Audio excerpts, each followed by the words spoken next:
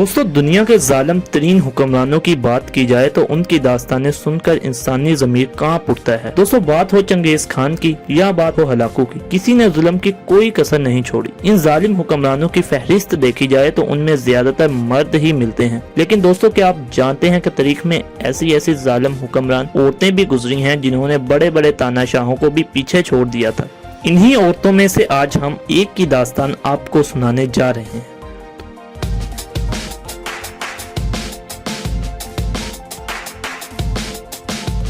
جی ہاں دوستو، ہم بات کریں گے برطانیہ کی ملکہ دی میری فرسٹ آف انگلینڈ کی۔ آج کی اس ویڈیو میں آپ جانیں گے کہ کیسے اس نے اپنے چھوٹے سے دور حکومت میں ظلم کی تمام حدیں پار کر دی تھی۔ دوستو میری کا جنم سن 1516 کو برطانیہ کے ایک شاہی خاندان میں ہوا تھا۔ وہ اس وقت کے بادشاہ کی بیٹی تھی۔ اپنے اکلوتے پن کی وجہ سے اس نے نہ صرف شاہی خاندان بلکہ پورے برطانیہ سے پیار پایا تھا۔ بادشاہ چاہتا تھا کہ اس کا کوئی بیٹا ہو جو اس کے بعد بادشاہت سنبھالے، لیکن ان تمام باتوں سے انجان بادشاہ کی بیوی نے میری کو اگلی ملکہ بنانے کی ساری تیاریاں شروع کر دی تھی۔ اس نے اسے لیٹن زبان سکھائی تھی جو اس وقت صرف شاہی خاندان کی زبان ہی مانی جاتی تھی۔ لیکن دوستو مسئلہ تب شروع ہوا جب بادشاہ ہنری نے اینی بولن نامی ایک خاتون سے شادی کر لی اور اپنی پہلی بیوی کیتھرین کو بغیر کسی وجہ طلاق دے دی۔ اس سے میری کو چھوٹی عمر میں ہی گہرا صدمہ پہنچا اور وہ اپنے بچپن میں ہی ڈپریشن جیسی بیماریوں کا شکار ہو گئی۔ بادشاہ کی پہلی بیوی کیتھرین کیتھولک مذہب کی بڑی ماننے والی تھی، جسے دیکھ کر میری بھی کیتھولک مذہب کا خوب پرچار کرنے لگی تھی۔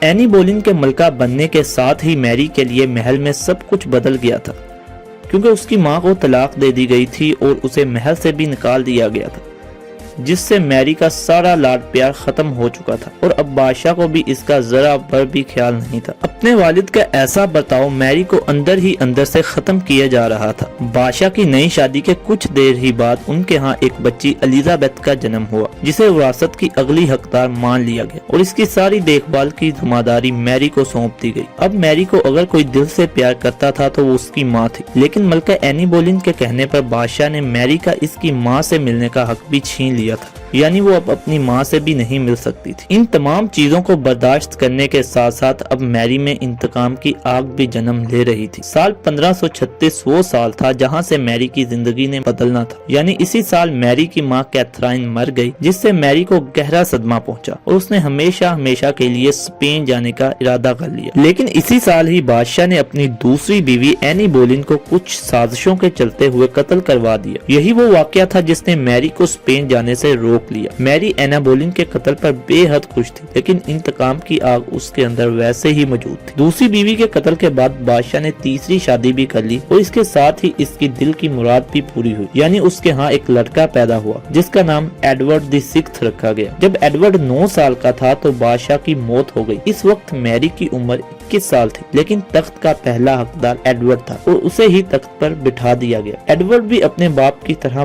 بہت چالاک تھا اور کیتھولک مذہب کو برطانیہ سے ختم کرنا چاہتا تھا۔ اب میری کے دل میں ایڈورڈ کے لیے بھی نفرت پیدا ہو چکی تھی اور انتقام کی آگ بھی مزید بڑھ چکی تھی۔ خیر ایڈورڈ بھی زیادہ دیر تک حکومت نہ کر سکا اور اس کی 15 سال کی عمر میں کسی مہلک بیماری کی وجہ سے موت ہو گئی۔ آخرکار 1553 میں میری اتنی مشکلات کے بعد تخت پر بیٹھ ہی گئی۔ لوگوں کا یہ گمان تھا کہ میری ان کے لیے ایک اچھی ملکہ ثابت ہوگی، لیکن آنے والے وقت کی کسی کو کیا خبر تھی۔ تخت پر بیٹھتے ہی اس نے اپنے مذہب کیتھولک کو بچانے کے لیے لوگوں پر ظلم کروانا شروع کر دیے۔ وہ کیتھولک مذہب کے خلاف بولنے والوں کو زندہ جلانے لگی۔ کچھ ہی وقت میں اس کی دہشت پورے برطانیہ میں پھیل چکی تھی۔ اس نے لگ بھگ 500 لوگوں کو زندہ جلا دیا تھا۔ یہی وجہ ہے کہ تاریخ میں اسے بلڈی میری کے نام سے یاد کیا جاتا ہے۔